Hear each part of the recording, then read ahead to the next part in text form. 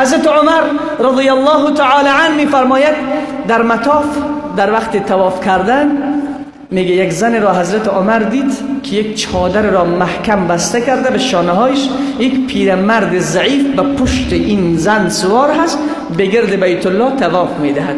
حضرت عمر پرسان کرد که مادر جان این کسی که به پشت تو سوار هست کی هست؟ گفت که پدرم هست. گفتم از کجا آمدی؟ تو اهل مکه نیستی؟ گفت نه من اهل مکه نیستم، از سرزمین یمن آمده. از کجا؟ سرزمین یمن. 1 ماه را بود تا مکه، 1 ماه را. گفت از سرزمین یمن آمدیم. گفت که مادر جان چرا این را به شتر و اسب اینها نیاوردی؟ گفت این پدر من خیلی ضعیف بود، نمیتونه سر مرکب خود را نگه بدارد، خود را حفظ بکند. برای من گفت که اگر مرا میبری به حج بیت الله به پشت خود ببر. من 1 ماه را این پدر خود را به پشت خود حمل کردیم. 1 ماه را این پدر خود را به پشت خود حمل کردیم.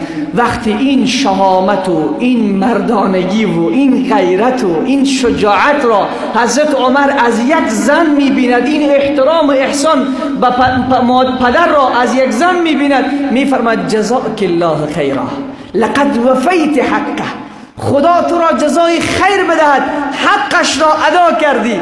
الله اکبر. این زن با سخن بسیار رسا به حضرت عمر میفرماید ما وفیته و ما نصفته. ای عمر حق این را که بجا نکردم، حتی نیم حقش را بجا نکردم، چرا پدر من این قدر تکلیف میکشد که من آرزو دارم این بمیرد آرام شود، ولی وقت مرا در آغوش بزرگ میکرد آرزو داشت که من زنده مانم. من نصف حق این پدر را ادا نکردم، تو میگه همه حقش را ادا کردم. فکر نکن عزیز من که ما حق پدر را ادا کردیم، حج بردم پدر خود را. اگر 100 مرتبه با پشت خود حج ببری، 1 شب مادر را نمیتونیم من تو ادا بکنیم. اگر 100 مرتبه به حج ببریم، ما حق مادر ما حق پدر ما رو ادا کردیم. هیگه پنزن که خودش گناه است. چی کردیم به پدر و مادر؟ پس یک مرد می آید به محضر حضرت رسول صلی الله علیه و سلم عرض می کند یا رسول الله آیا به من اجازه می دهید که در جهاد در راه خدا در کنار شما برزمم، در کنار محمد امین صلی الله علیه و سلم در رکاب پیامبر باید مبارزه بکند. جهادی که در کنار رسول خدا بود افضل الجهاد بود. در کنار شما من میخوام با دشمن بجنگم. رسول خدا فرمود الک والدان، پدر و مادرت زنده است؟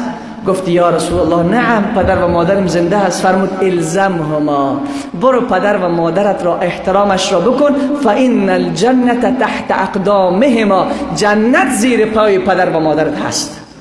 برو به پدر و مادر خود احسان بکن، احترام بکن، جنت زیر پای پدر و مادرت هست. یعنی امروز عزیز من اونهایی که به تبلیغ میروند این سخن را خوب گوش کنین.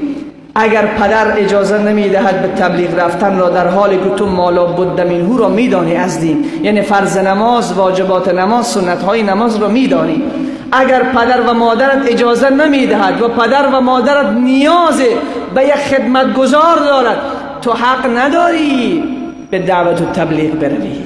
چرا احترام پدر و مادر، خدمت پدر و مادر فرض عین است در وقت نیازشان، و رفتن تو به تبلیغ به اندازه‌ای که تو دین را بلد شدی، نماز خود را میدانی، رفتن تو به تبلیغ مستحب و سنت است، اما احترام به پدر و مادر، خدمت پدر و مادر فرض عین است. بله اگر چند تا پسر داره پدرت که خدمتش دیگه پسرها میکنه، تو باز میتوانی که بروی به تبلیغ.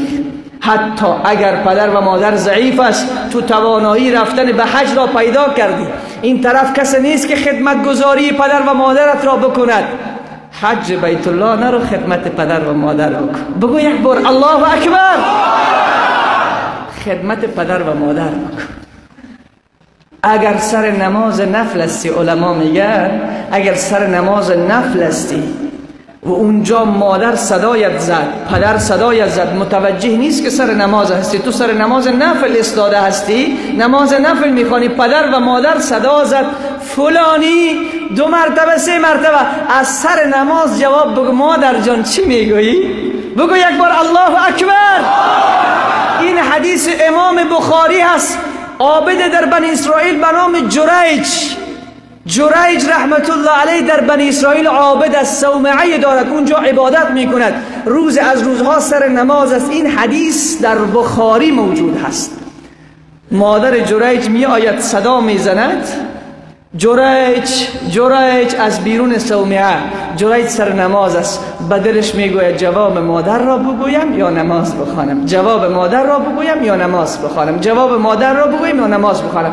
چندین مرتبه مادر صدا میزند اما جریج آواز نمیدهد، آواز بلند نمی کند. مادرش میگوید مرگ به سراغ تو نیاید تا تو به یک بلای گرفتار نشوی، مرگ به سراغ تو نیاید تو یک بار تا بدنام نشوی. مادر حرکت میکند و میرود. دیر نگذشته، چند روز نمیگذرد که یک زن در همین منطقه حامله دار میشود، در حالی که شوهر ندارد. همه جمع میشوند که تو این فرزند را از کجا کردی؟ میگوید صاحب اون صومعه، اون کسی که به نام جریج است، با من زنا کرده، این اثر زنای اون است. میآیند از صومعه جریج را بیرون میکنند، صومعهش را چپه میکنند، آنقدر لطکوب میکنند، دست و پایش را با تار محکم بسته میکنند، میکشند به زمین. جریج میگه من چی کردم؟ چرا اینقدر من را اذیت میکنین؟ من به کسی آسیبی نرساندم. بعد از این همه سر و صدا میگویند تو کار نکردی، تو زنا کردی، کسی حامله دار شده است تو. جریج میگه اون فرزند را بیاورین.